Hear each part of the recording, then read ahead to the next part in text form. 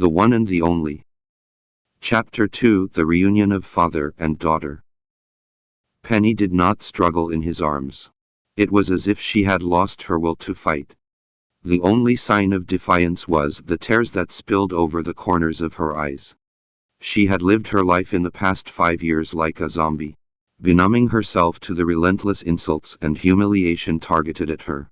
She had thought of ending her life several times to escape from the pain and misery. But each time, her daughter's face would surface in her mind. With her daughter as her sole anchor, Penny gritted her teeth and forged onward. It was all because of this devil who had torn her life apart. Nathan was the one who had brought the relentless misery and despair upon her and her daughter. She swore that she would strive to work hard and stay single for the rest of her life. Her only purpose was to make up for her daughter's sufferings by giving her a blissful and promising future.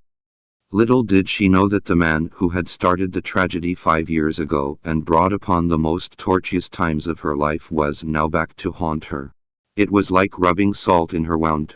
Upon his reappearance, all the poignant memories which had been long buried came back to life, flashing across her mind like indelible ghosts. How she yearned for a break. She prayed to God for a little salvation, earnestly begging the heavens to stop piling up on her hardships.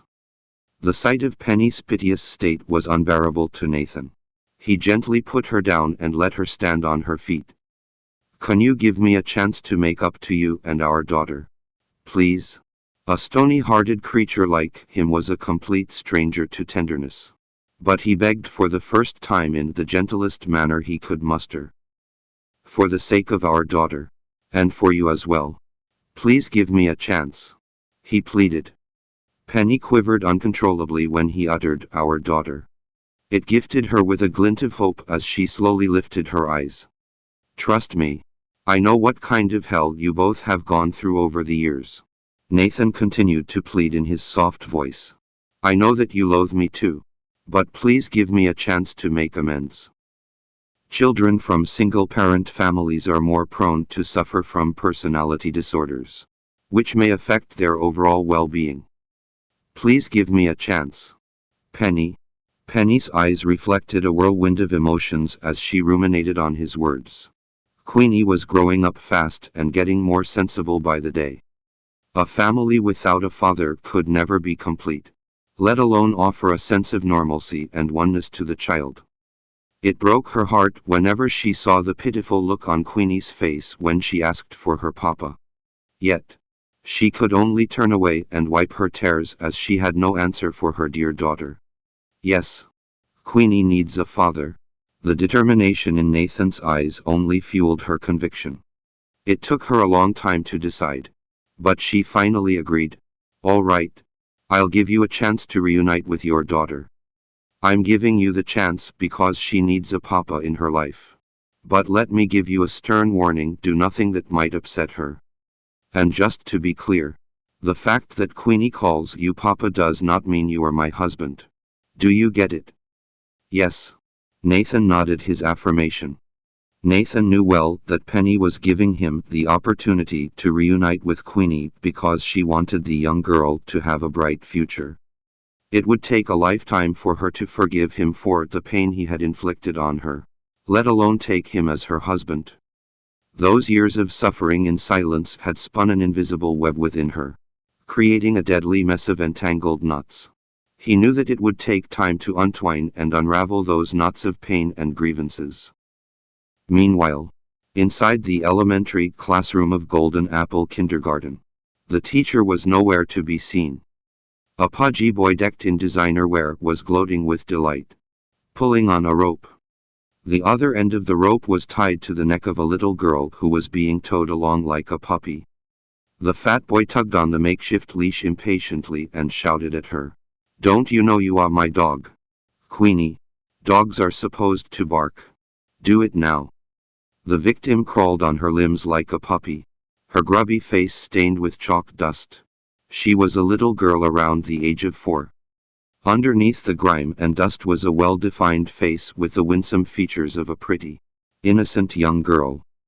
The fat boy kept tugging at the rope around her neck, which left her gasping for air. Unsatisfied with her inaction, the fat boy pestered her again. Queenie, I'm warning you.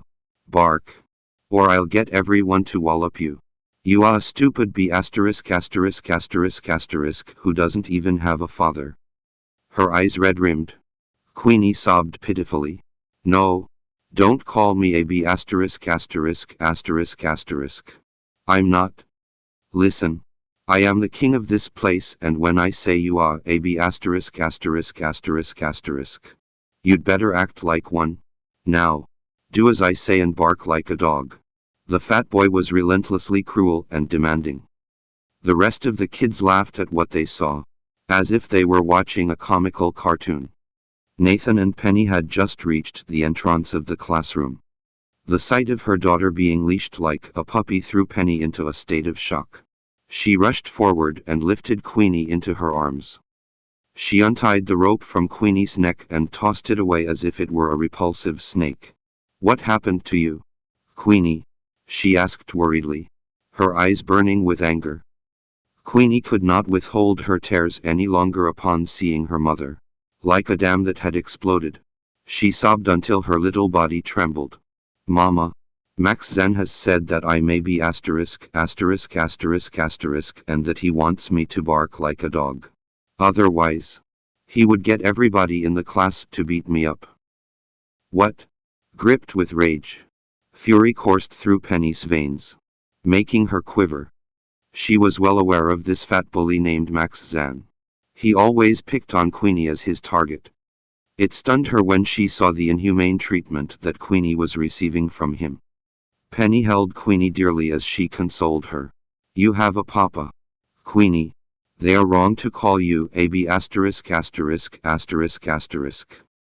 Queenie sobbed and replied through hiccups. No. Queenie has no papa. No. Queenie. You have a papa. I'm your papa, exclaimed Nathan, whose heart was ripped apart when he heard Queenie's heart-wrenching cries. Queenie stopped sobbing as she turned quizzically to her mother. Mama, is he really my papa? Yes. He's your papa, Queenie. He just retired from the army. Penny nodded fervently. Papa. Queenie was overwhelmed with joy as she raced towards Nathan, who picked her up into his arms as his heart filled with incandescent love. With her little arms wrapped around his neck, Queenie was consumed with such intense happiness that she could not stop calling him Papa, Papa. Nathan was equally swamped with tenderness and love as he responded to her whimpers with passion and affection. Penny observed the interaction between the pair, full of giggles and chuckles. From the sideline, she shuddered with joy as it all seemed so warm and cozy.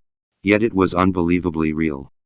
This was the first time Queenie felt the warmth and love of a father.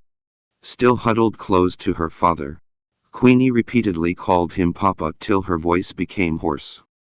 His appearance filled her small world with such jubilation, giving her a sense of pride that she had never experienced before in her young life. She turned around and smirked at the fat boy. Look here, I'm not a bee asterisk asterisk asterisk asterisk. I have a papa too. The fat boy rebutted sarcastically. He isn't your papa. My mummy says that you are a bee asterisk asterisk asterisk asterisk because your mother is a loose woman who sleeps around with men. She got herself pregnant. And that's how you came along.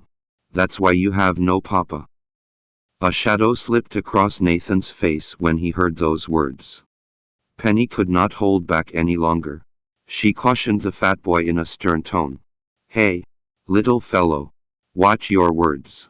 If you keep being mean and disrespectful, I'm going to tell your teacher about it and make sure that you receive a good lecture from her. Wah! The fat boy squalled with fear when he heard what Penny had said. What happened to you, my sweetie? Did someone bully you? Just then, a high-pitched, penetrating voice pierced the air like the shrills of a witch. A plump woman scurried into the classroom, her fury so apparent that one could imagine steam spurting out of her ears. She looked to be middle-aged and was clad head to toe in designer clothing. Lavish jewelry and diamonds weighed down her stubby fingers. making her appear ostentatious. The tacky woman was the mother of the fat boy. She was here to pick him up after school. The moment he saw his mother, the fat boy pointed at Penny and cried, "It's her, Mummy. She's bullied me and hit me." Welcome to download Bravonovel app to read more chapters of the one and the only novel online.